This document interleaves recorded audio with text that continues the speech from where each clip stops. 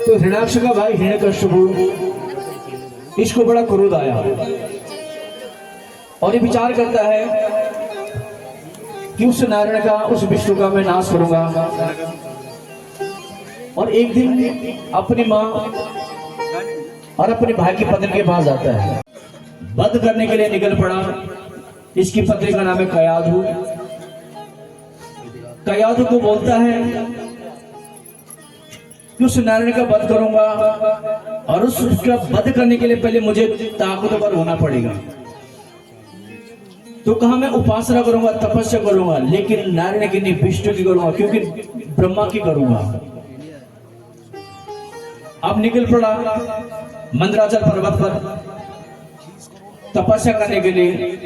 देवताओं को पता चला तो देवता लोग फटाफट देवगुरु बृहस्पति के पास गए कि गुरुदेव इसकी तपस्या में विघ्न पैदा करो। आज जब देवताओं ने देवगुरु बृहस्पति को बोले तो देवगुरु बृहस्पति तोते के रूप में चले और जिस पेड़ के नीचे बैठा ऊपर से देवगुरु बृहस्पति नारायण नारायण कहने लगे। इसको लगा कि ये तो मेरे शत्रु का नाम लेने लगता, आज का दिन ठीक नहीं है, और वापस अपने घर आ गया। कि माला पकड़ी उतने में एक तोता मेरे दुश्मन का नाम लेता है नारायण नारायण, इसलिए मुझे लगा कि आज का दिन ठीक नहीं है, मैं वापस आ गया। पत्नी ने तो पत्नी इसकी प्रशंसा करने लगी कि मुझे तो पता था कि आप जल्दी तप कर लोगे, जिस चीज को आप ठानते हो उसको आप कर भी लेते हो। और गरम गरम पकौड़े इसको खिलाने लगी, इसकी प्रशंसा करने लगी और बार बार पूछती कि जी क्या बोला आपने, कि विघ्न कौन डाला? कहा अरे पगली कितनी बार बोलो नारायण नारायण। और इसने इस प्रकार हिरण्यकश्यप से 108 बार नारायण नारायण नारायण बुला दिया। मूर्ख को अगर काबू करना है तो उसकी प्रशंसा करो। सबसे मीठी चीज है प्रशंसा, और मूर्ख व्यक्ति प्रशंसा का भूखा होता है।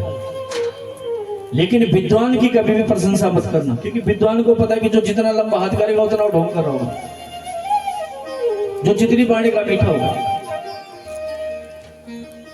तो मूर्ख की प्रशंसा।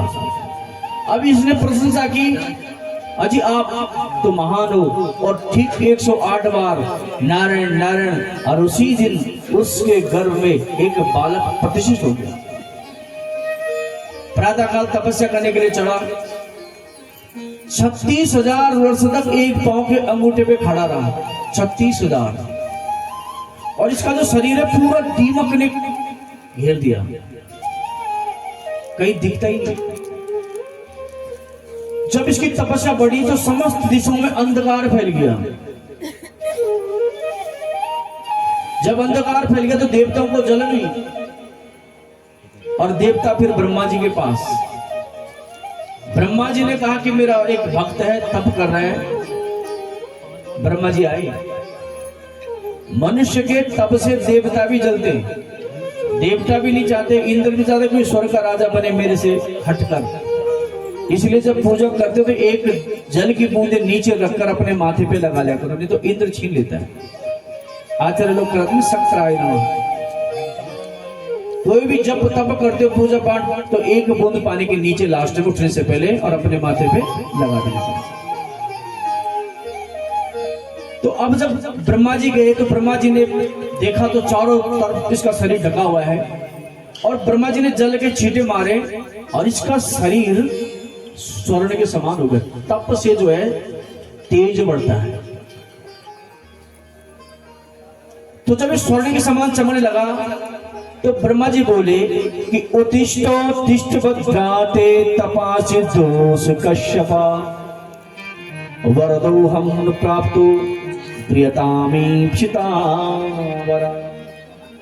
कि बेटा हिरण्यकश्यप उठो, मैं तुम्हारी तपस्या से प्रसन्न हूं, मांगो क्या मांगना चाहते हो। ये कहते कि ब्रह्मा जी अगर आप मेरे पर प्रसन्न हो तो मुझे आशीर्वाद दो, मैं अजर अमर हो जाऊं। ब्रह्मा जी ने कहा कि भाई जिसने जन्म लिया मृत्यु तो निश्चित है, अजर अमर कोई नहीं, इसमें कुछ और मांग। तो ये कहते कि ऐसा दो कि ना सुबह मरो ना रात को मरो, ना ऊपर मरो ना नीचे मरो, जो 12 महीने चैत वैशाख आदि, ना अस्त्र शस्त्र, यानी इस सृष्टि में जो भी आपकी व्यवस्था है उससे ना मारो। ब्रह्मा जी ने कह दिया तथास्तु। इसको लगा कि मैंने ब्रह्मा जी को भी बेवकूफ बना दिया। अब जब ये आया तो इसने अपने सैनिकों को आदेश दिया कि जहां जहां पर विष्णु का वास हो उसको नष्ट कर दो। अब भगवान विष्णु का वास कहां कहां पर है? ब्राह्मण में, गौ में, मंदिर में, पीपल में, केले में, यज्ञ में। इसने कहा कि जहां पर जो यज्ञ हो रहा हो उसको नष्ट कर दो, जहां पर गौ हो उसको नष्ट कर दो, जहां पर ब्राह्मण हो उसको, क्योंकि ये चीज रहेगी तो आप धर्म नहीं कर सकते। इसीलिए तो गौ का चल रहा क्लेश। ये जो गौ माता मारते ना, तो क्योंकि गौ ही नहीं रहेगी तो हम कहां से रहेंगे। आपने देखा कुछ चीजें, मैंने कल बताया था कि आत्मा नहीं है, लेकिन फिर भी बोलते हैं कि इसकी आत्मा मर गई। उसी प्रकार अगर आप एक गौ को देखोगे तो आपके हाथ अपने आप जुड़ जाएंगे, जबकि कुत्ते को देखोगे तो हाथ। एक तुलसी के पौधे के पास जाओगे तो आपकी चप्पल अपने आप निकल जाएगी, क्योंकि धर्म की चीज है। एक घर के अंदर अगर आपकी एक जोत जल रही है, ये धर्म, हम कहते हैं कि धर्म हमारी रक्षा कहां कर रही है? रक्षा ही तो कर रहा है। आपके अपने घर के अंदर एक जोत जल रही है तो आप जूते चप्पल बाहर निकाल दोगे, और आपके घर के अंदर अगर जोत बती नहीं है तो आप चप्पल जूते ले गई। ये धर्म ही तो रक्षा कर रहा है। धर्म और रक्षित रक्षिता, धर्म जो है ये तुलसी बनकर भी आपकी रक्षा कर रहा है। आपने चप्पल वही निकाल दिए, आप शुद्ध मुंह करके हाथ पांव धोकर उसको छूते हो। तो उसी प्रकार गौ, अमृत कई प्रकार का है, तुलसामृत, गंगामृत, पंचामृत, चरणामृत, गौमूत्र अमृत, लेकिन हम पीना ही नहीं चाहते। कई चीजों को देखकर हमें एनर्जी मिलती है। तुलसी को देखिए आदमी का मन प्रसन्न हो जाता है, ब्राह्मणों को देखकर अपने आप हाथ ऐसे हो जाते हैं, जबकि सिखाए नहीं, लेकिन अपने आप। गौ को देखकर हो जाते हैं, गंगा के सामने चले जाते हो। कुछ चीजें जो है देखकर ही मन शांत हो जाता है। आप गंगा के दूर से दर्शन करो, वहीं से आपको अच्छा लगने लगा, उसका स्पर्श करो और अच्छा लगेगा, और उसमें डुबकी मारो। और तो इनके संग मनुष्य को रहना चाहिए। इसने कहा इनको उजाड़ दो, इसने घर में रखा करो तुलसी, गंगा जल, गौमूत्र, लेकिन उसको छिड़के का जब पूजा होती है, अरे पूजा में मत छिड़ो, भगवानों को क्या जरूरत है गंगा जल की? रोज एक एक ढक्कन पियो, सुबह उठते ही एक ढक्कन गंगा जल, एक ढक्कन गौमूत्र। अब हमारी अंधी भक्ति होती है कि भगवान की पूजा की सारे घर में चीटा मार दो। अरे भाई स्वयं को शुद्ध कर लो, एक ढक्कन रोज पियो, गंगा जल पियो, एक तुलसी का पत्ता रोज मुख में लो। तो कहा इन चीजों को नाश कर दो। तुलसी जहां पर विष्णु का वास हो, और इसके सैनिकों ने नष्ट कर दिया। जब सब नष्ट हो गया तो देवता निर्वासन हो गए, क्योंकि जब ये चीज नहीं होगी, जब कहीं धर्म करने को, धर्म देखने को नहीं मिलेगा, तो धीरे धीरे सब नष्ट हो जाता है। अब जब सब नष्ट हो गए तो देवता भगवान विष्णु के पास गए, और भगवान विष्णु से कहते हैं कि प्रभु हिरण्यकश्यप ने हमें निर्वासन कर दिया है। भगवान कहते कि चिंता मत करो, अभी ईश्वर काली की कृपा है, लेकिन प्रहलाद वो मेरा भक्त होगा और ये उससे बैर करेगा, और तब मैं इसका नाश करूंगा। अब हिरण्यकश्यप का जो सबसे छोटा पुत्र था, इसके 4 पुत्र थे, और सबसे जो छोटा उसका नाम है प्रहलाद। ये प्रहलाद हुई था जब हिरण्यकश्यप में नारायण नारायण नारायण नारायण, इसको मां के गर्भ, इसलिए जब गर्भ धारण होता है उस समय स्त्रियों को भगवान की कथाओं को सुनना चाहिए। और इस समय जैसे स्त्री का मन होता है उसी प्रकार की संतान पैदा होती है। तो अब जब ये पैदा हुआ तो इसको तो बचपन से गर्भ से भक्ति का रंग लगा। 5 वर्ष को हुआ, हिरण्यकश्यप ने इसको जो है शुक्राचार्य जी का एक विद्यालय था, दैत्य विद्यालय, और उसके पुत्र है संडा अर्मक, ये उस विद्यालय को चलाते हैं। और प्रहलाद जी को हिरण्यकश्यप ने वहां भेज दिया।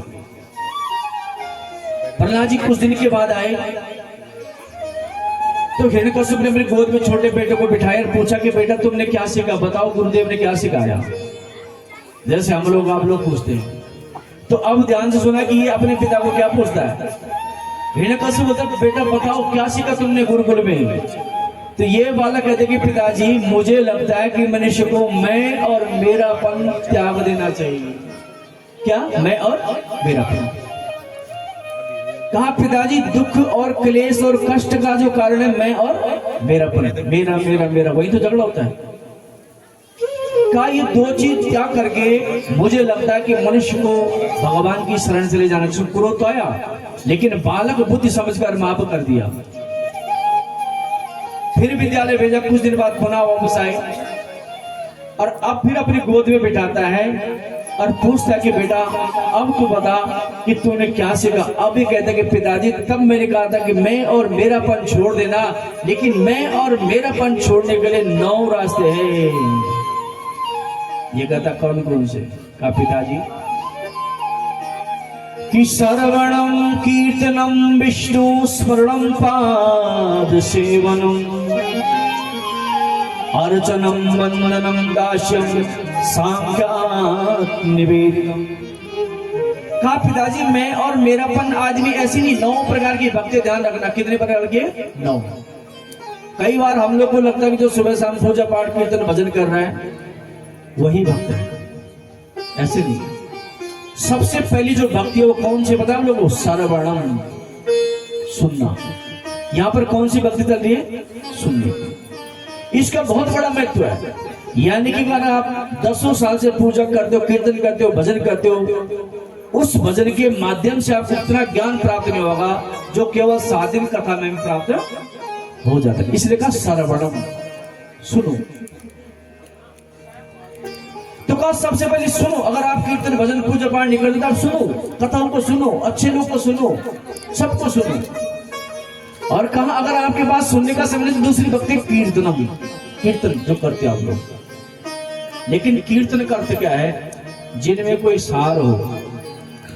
अब तो कीर्तन भी सब नाचने वाले थे, सार करके तो कीर्तन तो सुनने को कोई तैयार ही नहीं है। कीर्तनम जिसमें भगवान का नाम हो, श्रीमन नारायण नारायण नारायण श्री कृष्ण गोविंद का कीर्तन करो। अच्छा, का कीर्तन करने के लिए कोई मंडली की जरूरत भी नहीं है। रोटी बनाते बनाते श्रीमन नारायण नारायण, बर्तन मारते मारते श्रीमन नारायण नारायण, कपड़े धोते धोते, चलते चलते खाली करो। का अगर ये भी नहीं है तो श्रवणम कीर्तनम विष्णु स्मरणम, मनी मन से जुड़ जाओ उस नारायण के साथ। और का स्मरण करने का समय भी नहीं है तो पाद सेवनम, चरणों की सेवा करो, अपने बड़े बुजुर्ग करो।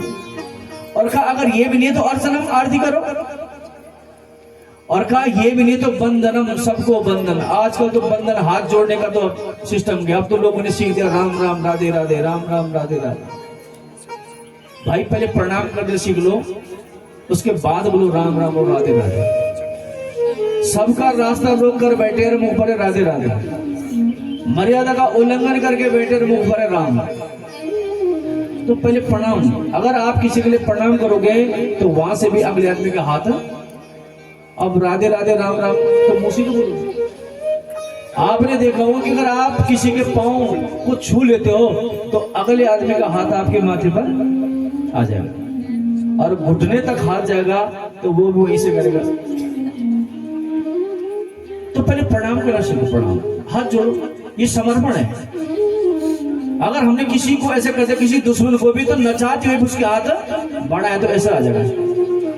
तो पहले ये सीखो, उसके बाद आ जाओ राधे राधे राम राम। वो फैशन बन गया, किसी को तिलक करो तो वो भी ऐसा कर देता है, हाथ भी नहीं जोड़ता हो, उसको पता ही नहीं कि ऐसा कौन करता है। अरे ऐसा आपसे जो बड़ा है वो करता है,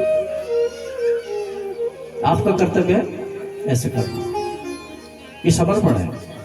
तो कहा बंधन करो। अगर कहा ये भी नहीं तो दास बन जाओ, सेवक बन जाओ। और सेवक भी नहीं बनते हो तो अपने आप को सौंप दो कि तेरा तुझको अर्पण क्या लगे। इसको क्रोध आया और इसने जो है उस बालक को नदी में डाल दिया, पर्वत से गिरा दिया, अग्नि के बीच जला दिया, लेकिन इसकी मृत्यु नहीं हुई। गुरुदेव वापस ले गए कि राधा इसको अकल सिखाते हैं। एक दिन बालकों ने इसको पकड़ लिया कि तुझे ये ज्ञान कहां से मिला, तू भी इस स्कूल में, हम भी इस स्कूल में। तो ये कहते कि मुझे ये ज्ञान माँ के गर्भ से ही मिल गया था। कहा कैसे मिला भाई माँ के गर्भ से? कहा जब मेरे पिता तप करने गए थे तो मेरी माँ को जो है इंद्र लेके गया और नारद जी ने छुड़ाया और मैं माँ के गर्भ में था और नारद जी मेरी माँ को कथा सुनाते थे। माँ तो सो जाती थी, मैं गर्भ में ही सुन लेता था। कहा वही से रंग चढ़ा। तो कहा क्या तेरे नारायण हमें भी मिल सकते हैं? हाँ बिल्कुल। तो कहा कैसे मिलेंगे? कहा नारायण को प्राप्त करने के लिए कोई बहुत बड़े ज्ञान की जरूरत नहीं है। कहा ढोल की चिमटा लाओ और खड़ता लाओ और सब बालक लाए और नारायण प्रहलाद जी बजाने लगे। आसरा इस जहां का मिले ना मिले, कभी कभार बोला करो भगवान से, आसरा इस जहां का मिले ना मिले, मुझको तेरा सहारा सदा चाहिए। जहां का मिले ना मिले, मुझको तेरा सहारा सदा चाहिए। आसरा इस जहां का मिले ना मिले, आसरा इस जहां का मिले ना मिले, मुझको तेरा सहारा सदा चाहिए। मुझको तेरा सहारा सदा चाहिए। चांद सारे पलक पर दिखे ना दिखे, चांद सारे पलक पर दिखे ना दिखे, मुझको तेरा सहारा सदा चाहिए। मुझको तेरा सहारा सदा चाहिए।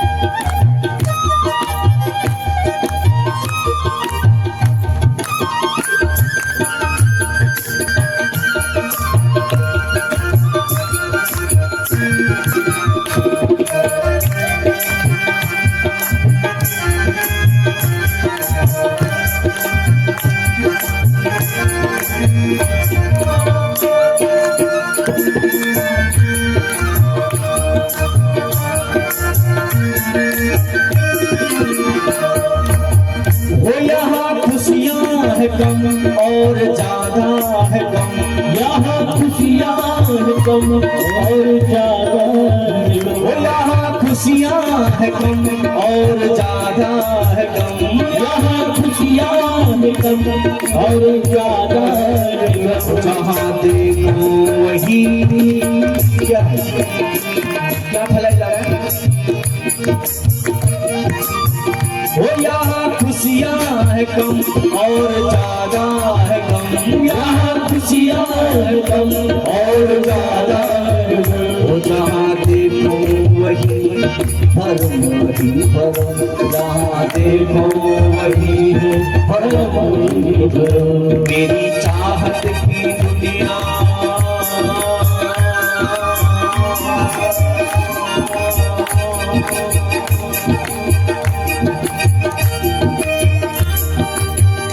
मेरी चाहत की दुनिया बसे ना बसे, मेरी चाहत की दुनिया बसे ना बसे, मुझको तेरा सहारा सदा चाहिए।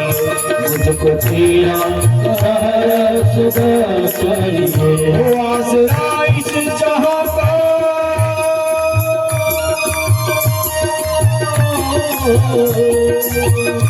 आसरा इस जहां का मिले ना मिले, मुझको तेरा सहारा सदा चाहिए। मुझको तेरा सहारा सदा चाहिए।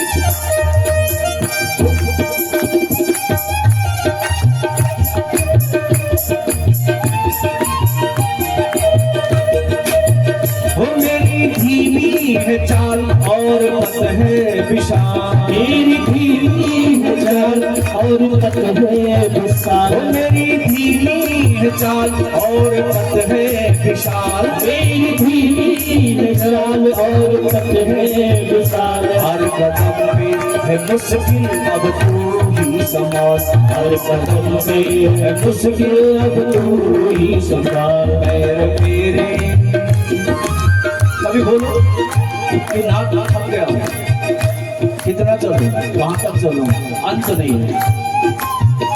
पैर मेरे थके हैं चले ना चले, पैर मेरे थके हैं चले ना चले, मुझको तेरा सहारा सदा चाहिए, मुझको तेरा सहारा सदा चाहिए।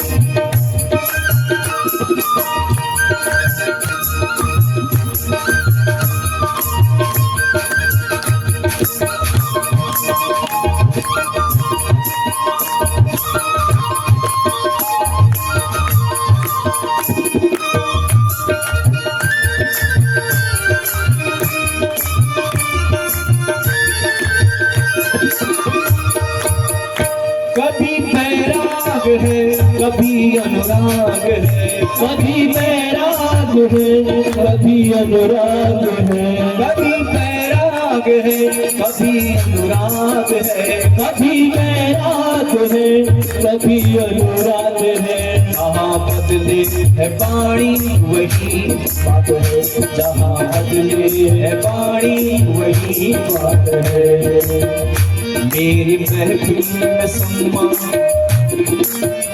मेरी महफिल में सम्मा जले ना जले, मेरी महफिल में सम्मा जले ना जले, मेरे दिल में उजाला सदा चाहिए, मेरे दिल में उजाला सदा चाहिए, मेरे दिल में उजाला सदा चाहिए, मेरे दिल में उजाला सदा चाहिए।